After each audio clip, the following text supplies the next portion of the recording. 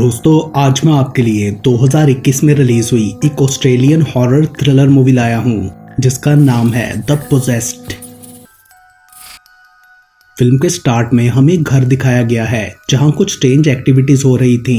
तभी हम वहाँ एक आदमी जेकब को देखते हैं जो अपनी वाइफ कैरिसा को घसीट कर ब्लड से भरे हुए बाथ टब से बाहर निकाल लेता है और उसे बेड से बांधकर एक्सॉर्सिज्म स्टार्ट करता है। कैरिसा शायद पोजेस थी और उसने अपनी जान लेने की भी कोशिश की थी। एंड देन कैरिसा पास आया कॉकरोच खाकर डिमोनिक वॉइस में हंसने लगती है। जेकब प्रेयर्स करते हुए डीमन को कैरिसा की बॉडी को छोड़ देने के लिए कहता है, मगर डीमन जोर जोर से रोर करते हुए उसे रुक जाने को कहता है, लेकिन जेकब नहीं रुकता और कैरिसा को डीमन से फाइट करने के लिए कहता है। जिसके बाद कैरिसा भी डीमन से फाइट करते हुए उसे अपने अंदर से निकल जाने का कहती है।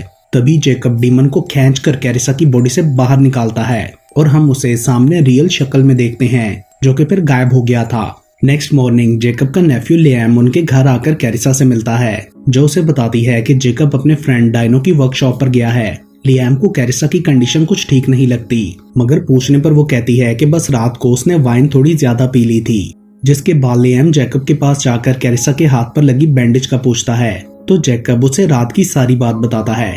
वो काफी परेशान था कि बार बार कैरिसा की बॉडी में से डीमंस को निकालने के कुछ ही टाइम बाद ही डीमंस दोबारा उसे पोजेस कर लेते थे और ये सब अब काफी स्ट्रॉन्ग होता जा रहा था।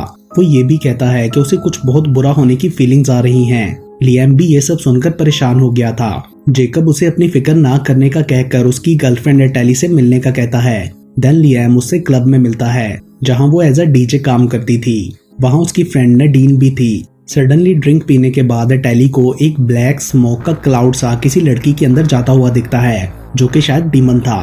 वो लड़की अजीब हरकतें करने लगती है जिस पर बाउंसर्स उसे क्लब से बाहर निकाल देते हैं, मगर तभी वो डीमन दूसरे आदमी के अंदर ट्रांसफर हो गया था। एंड इस तरह काफी लोगों में ट्रांसफर होने के बाद वो डीमन अपनी असली हालत में आकर एटेली की तरफ बढ़ने लगता है। वो बहुत ही ज्यादा क्रीपी था। एटेली उसे देखकर जोर से चिल्लाती है, मगर तब तक वो डीमन वहाँ से गायब हो जाता है।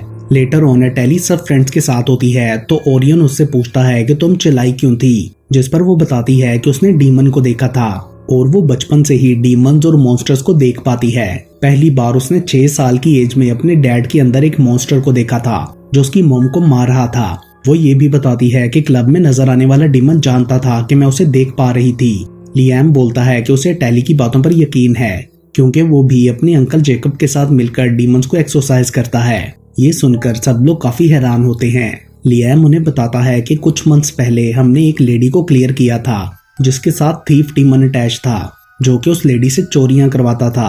लियाम ने जेकब के साथ मिलकर उसे एक्सरसाइज किया था। उस डीमन ने पहले तो बहुत तंग किया, लेकिन जब उस लेडी ने उनकी हेल्प करते हुए खुद भी डीमन से फाइट की तो जेकब ने डीमन को खींचकर उसके अंदर से बाहर निकाल दिया। लियाम ये भी कहता है कि आजकल पोजेशन केसेस बहुत ज्यादा बढ़ गए हैं जिस वजह से वो और उसके अंकल काफी परेशान थे। वो एटेली को भी जेकब से मिलने का कहता है, जिस पर एटेली अगले दिन नडीन के साथ उनसे मिलने जाती है। वो दोनों जेकब से उनके एक्सॉर्सिज्म के बारे में पूछती हैं। जेकब बताता है कि पहली बार उसने अपनी वाइफ की दोस्त एंजेला को क्लियर किया था जब स्टार्ट में डीमन ने उसे सेड्यूस करने की कोशिश की थी, मगर जेकब ने अपने तरीके से उसे बाहर निकाल लिया। तब उसे सामने डीमन दिखाई भी दे रहा था लेकिन एंजेला नहीं देख पा रही थी। एंड देन जेकब के पकड़ने पर वो डीमन वहां से गायब हो गया जो कि डीमन ऑफ लस्ट एस्मोडियस था। एंड देन जेकब और लियाम वहां से चले जाते हैं। उन्होंने एक क्लाइंट के पास पहुंचना था। अपने क्लिनिक के बाहर जेकब को एक आदमी दिखाई देता है। रिसेप्शनिस्ट बताती है कि इसका नाम मार्टिन है और ये यहाँ किसी प्रीस्ट का पूछने आया था और अपना नंबर देकर गया है। देन उनका क्लाइंट डैमियन अपनी वाइफ हेलन के साथ वहाँ आता है।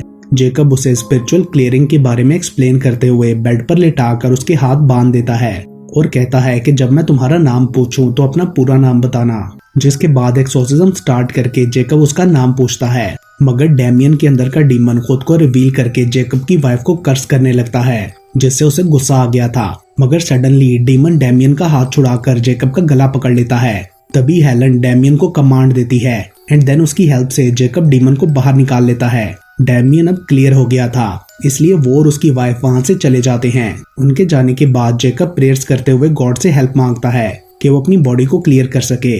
मतलब डीमन उसके अंदर चला गया था। जिसके बाद वो जोर से चिल्लाता है और डीमन उसके अंदर से निकलकर जमीन में चला जाता है। लेटर ऑन उस आदमी मार्टिन की वाइफ नैन्सी क्लिनिक कॉल करके जेकब से पूछती है कि क्या उसे 8 महीने पहले होने वाले लार्सन फैमिली मैस मर्डर के बारे में पता है। एंड जेकब के हाँ बोलने पर वो कहती है कि हम उसी घर में रहते हैं और हमें आपकी जरूरत है। जेकब उसका एड्रेस पूछकर अगले दिन आने का कहता है। उस रात टैली को घर में कुछ अजीब आवाजें सुनाई देती हैं। वो चेक करने जाती है तो दीवार के पास एक लड़की खड़ी कुछ खा रही थी। टैली को लगता है कि नडीन होगी, मगर वो तो अपने रूम में थी, जो खुद भी कैमरा लेकर बाहर निकलती है, जहां टैली ये देखकर बुरी तरह डर गई थी कि वो लड़की असल में हॉरिफाइंग डीमन था, जिसने दीवार पर ब्लड के साथ डेथ इज हेयर लिखा था। मीनवाइल लियाम भी बाहर आता है, मगर वो डीमन को देख नहीं पा रहा था। तभी वो डीमन जोर से चीखता है, जिससे टैली उड़कर लियाम पर गिरती है, जिसे नडीन ने कैमरा में रिकॉर्ड कर लिया था। उसके बाद लाइट्स ऑन होती हैं और डीमन गायब हो जाता है। टैली उन्हें बताती है कि उसने डीमन को देखा, जिसने दीवार पर डेथ इज हेयर लिखा था। वो सब बहुत ज्यादा डर गए थे। लियाम को अब मार्टिन के घर जाना था, जहां जेकब उसका वेट कर रहा था, तो बाकी सब भी उसके साथ ही चलते हैं। वहां पहुंचकर जेकब लियाम को नैन्सी से इंट्रोड्यूस करवाता है। लियाम भी उन्हें टैली की पावर्स का बताता है कि ये भी डीमन से कनेक्ट कर सकती है। नडीन इस सारे प्रोसेस को डॉक्यूमेंट्री के लिए रिकॉर्ड करना चाहती थी, जिसकी परमिशन उसे नैन्सी दे देती है। एक्चुअली मार्टिन इवल स्पिरिट से पोजेस था, जिसे जेकब क्लियर करने के लिए आया था। वो ये सब कैमरा के सामने एक्सप्लेन करता है।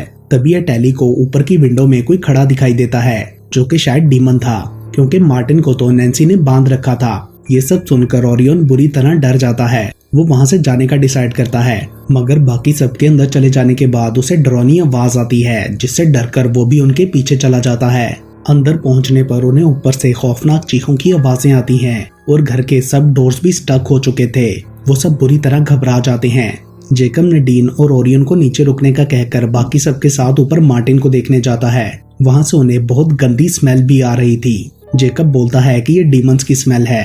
मार्टिन के रूम के सामने पहुंचकर जेकब बाकी सबको बाहर रुकने का कहकर खुद अकेला अंदर जाता है, जहां वो देखता है कि मार्टिन बुरी तरह इंजर्ड है और उसके आसपास बहुत सी फ्लाइज भी थीं। जेकब उससे बात करने की कोशिश करता है। सडनली उसे कारपेट के नीचे किसी मूवमेंट का एहसास होता है एंड कारपेट हटाने पर जेकब ये देखकर सरप्राइज्ड हो जाता है कि वहां पेंटाग्राम बनी थी और उसमें कुछ लिखा भी था, जिसे पढ़ने पर जेकब जान पाता है कि वहां आका मना लिखा था। तभी वो बाकी सबको अंदर बुलाकर नैन्सी से पूछता है कि ये सब क्या है, मगर उसे इस बारे में कुछ पता नहीं था। जेकब कहता है कि ये इवल स्पिरिट्स को इन्वोक करने के लिए होता है। सडनली टैली को मार्टिन के पीछे डिमोनिक साया दिखाई देता है, जिसे जेकब भी देख पा रहा था। अचानक से टैली पीछे को उड़कर क्लोजेट में लॉक हो जाती है।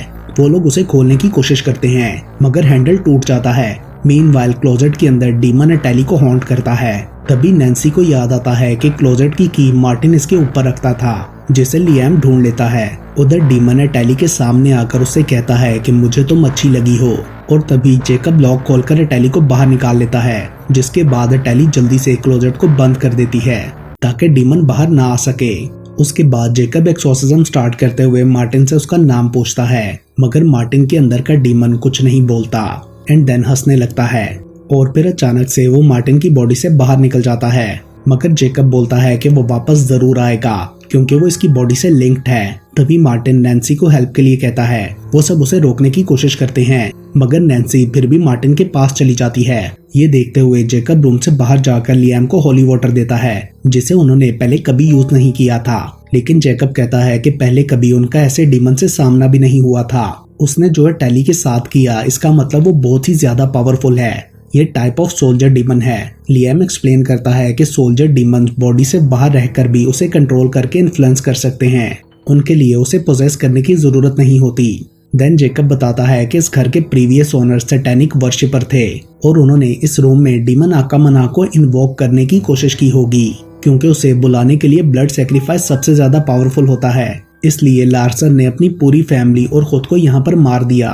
तो लियाम पूछता है कि फिर लार्सन ने खुद को क्यों मारा और आकामना अभी तक इस रूम में क्यों है, जिस पर जेकब कहता है कि शायद वो अपना रिचुअल पूरा नहीं कर सका था। टैली के पूछने पर लियाम बताता है कि आकामना सबसे पावरफुल डीमंस में से एक है। वो सैटर्न के 9 बच्चों में से तीसरे नंबर पर है। अब क्योंकि वो डीमन का नाम जान चुके थे, इसलिए उन्हें उस पर थोड़ी पावर मिल गई थी। दूसरी तरफ नडीन को ओरियन के पीछे कैमरा में कुछ नजर आता है और वो लोग रूम में सर्च करने लगते हैं कि वहाँ क्या था, और हमें वहाँ डीमन दिखता है जिसे वो देख नहीं पा रहे थे। एंड देन डीमन नडीन के पास जाकर उसे ओरियन को हर्ट करने का कहता है, जिसके बाद वो अचानक से ओरियन पर अटैक कर देती है। उसका फेस डिमोनिक हो चुका था। एंड देन सडनली होश में आने पर नडीन देखती है कि ओरियन बेहोश हो गया है। उधर वो तीनों रूम में वापस जाकर सारी बात नैन्सी को एक्सप्लेन करते हैं और जेकब कहता है कि जब मार्टिन इस रूम में आया होगा तो उसे ये पेंटाग्राम मिली। एंड देन डीमन आकामना ने उसे पोजेस कर लिया। सो उसे अब आकामना को मार्टिन के अंदर से क्लियर करके अपने अंदर लाना होगा ताकि उसे हेल्प भेज सके। वो ये भी बताता है कि अगर डीमन यहाँ से फ्री हो गया तो बहुत ज्यादा वायलेंट क्राइम्स बढ़ जाएंगे। सडनली मार्टिन डिमोनिक वॉइस में जोर जोर से हंसने लगता है। तभी नडीन रोते हुए वहां आकर उन्हें ओरियन के बारे में बताती है। एटैली और लियाम तुरंत ही उसे देखने के लिए जाते हैं, जहां ओरियन फ्रिज से कुछ निकालकर बहुत ही बुरे तरीके से खा रहा था। उसके करीब जाने पर उन्हें पता चलता है कि वो पोजेस्ड है, जो जंप करके टेबल पर चढ़ जाता है। यहाँ पर लियाम थोड़ा सरप्राइज होता है क्योंकि अब वो भी ओरियन की शक्ल में डीमन को देख पा रहा था। एंड देन लियाम के टच करते ही डीमन ओरियन की बॉडी को छोड़कर चला जाता है। उसे लग रहा था शायद एटैली की पावर्स की वजह से डीमन भागा। तभी उन्हें ऊपर से चीखों की आवाज आती है और वो सब ऊपर भागते हैं, जहां अब नैन्सी पोजेस थी और जेकब दीवार के साथ स्टक हुआ था। लियाम जेकब को फाइट करने का कहकर उसका नाम बोलने को कहता है, मगर डीमन उसका मुंह बंद रखता है। उधर एटैली नैन्सी की तरफ बढ़ती है तो मार्टिन उसे दूर रहने के लिए कहता है, मगर वो नहीं सुनती। तभी जेकब किसी तरह अपना नाम लेकर डीमन की पकड़ से फ्री हो जाता है और नैन्सी कंप्लीटली पोजेस होकर हवा में लेविटेट करते हुए डिमोनिक वॉइस में जेकब से कहती है कि जो आ रहा है वो उसे रोक नहीं सकता और ये कि उन सबके लिए यहाँ मौत है। एंड देन वो जोर से चिल्लाती है, जिससे सब लाइट्स फ्लिक करने लगती हैं। सभी इलेक्ट्रॉनिक डिवाइसेस भी ऑन हो गई थीं। उसके बाद नैन्सी की ब्लीडिंग स्टार्ट हो जाती है और वो जोर जोर से हंसने लगती है। जेकब उन्हें मार्टिन को खोल देने का कहता है। तभी ओरियन भी नॉर्मल कंडीशन में वहां आता है और नैन्सी को पंच मारकर नीचे गिरा देता है। वो सब उसे पकड़कर कंट्रोल करने की कोशिश करते हैं और जेकब एक्सोर्सिज्म स्टार्ट करता है, मगर वो दोबारा से चीखते हुए लेविटेट होने लगती है। जेकब आकामना का नाम लेता है, जिस पर डीमन हंसते हुए पूछता है कि आकामना कौन है। एंड देन वो सबको अब्यूज करने लगता है, जिसके बाद एटैली उस पर अपना हाथ रखती है, जिससे नैन्सी बेहोश हो गई थी। वो लोग जेकब के कहने पर उसे पेंटाग्राम के अंदर ले जाते हैं, जिसके बाद वो सडनली उठकर सब पर अटैक करने लगती है, मगर वो लोग किसी तरह उसे चेन अप करके खुद दूर हट जाते हैं। और जेकब एटैली से कहता है कि जब मैं सिग्नल दूं तो सर्कल में जाकर नैन्सी पर हाथ रखना। जिसके बाद जेकब एक्सोर्सिज्म स्टार्ट करके नैन्सी से परमिशन मांगता है, मगर डीमन उसे अलाउ नहीं करता और अपना सर झुका लेता है। एंड देन अपना सर दोबारा ऊपर उठाकर वो खुद को क्लियर करने की परमिशन दे देती है, मगर तभी डीमन जोर जोर से हंसने लगता है। जेकब आकामना का नाम लेकर उसे नैन्सी को छोड़ देने का कहता है। देन जेकब जोर जोर से प्रेयर करता है और एटैली नैन्सी पर होली वाटर स्प्रिंकल करती है, जिससे डीमन को पेन हो रही थी। एंड देन वो नैन्सी की बॉडी से बाहर आने लगता है, जैसे लियाम ने पकड़ लिया था। एटैली नैन्सी पर अपना हाथ रखती है तो एक जोरदार झटके से सब नीचे गिर जाते हैं। अब नैन्सी तो नॉर्मल हो चुकी थी, मगर जेकब की कंडीशन काफी खराब थी। वो एटैली को अपने करीब आने से भी रोक देता है एंड वहां से भागकर बाहर लॉन में चला जाता है। एक्चुअली अब डीमन उसके अंदर था। लियाम और एटैली भी जेकब के पीछे जाते हैं। जेकब प्रेयर्स पढ़ते हुए गॉड से खुद को क्लियर करने के लिए हेल्प मांगता है, जिसके बाद डीमन उसकी बॉडी से निकलकर ग्राउंड में अब्सॉर्ब हो जाता है, मगर जेकब कहता है कि कुछ गड़बड़ है। तभी एटैली सामने पॉइंट करती है, जहां से डीमन उनकी तरफ बढ़ रहा था। एंड देन पास आकर वो हंसते हुए हवा में उड़कर चला जाता है। वो जेकब से खुद को क्लियर करने के लिए थैंक्स भी करता है। उसके जाने के बाद जेकब बोलता है कि ये सब नहीं होना चाहिए था। एटैली कहती है कि डीमन ने उन्हें यूज किया है, जिससे वो लोग समझ जाते हैं कि एक्चुअली उन्होंने डीमन के लिए रिचुअल पूरा कर दिया था, जो कि लार्सन पूरा नहीं कर सका था। तभी जेकब बोलता है कि उसे हर हाल में डीमन को ढूंढना होगा, वरना बहुत तबाही होगी। जिस पर लियाम कहता है कि हाँ, हम उसे साथ में ढूंढकर हेल्प जरूर भेजेंगे। उसके बाद 6 महीने बाद का टाइम दिखाया जाता है, जहां अब वो सब एज अ टीम काम करके एक्सोर्सिज्म कर रहे थे ताकि आकामना को ढूंढ सकें। और इसके साथ ही ये मूवी यहीं पर खत्म हो जाती है।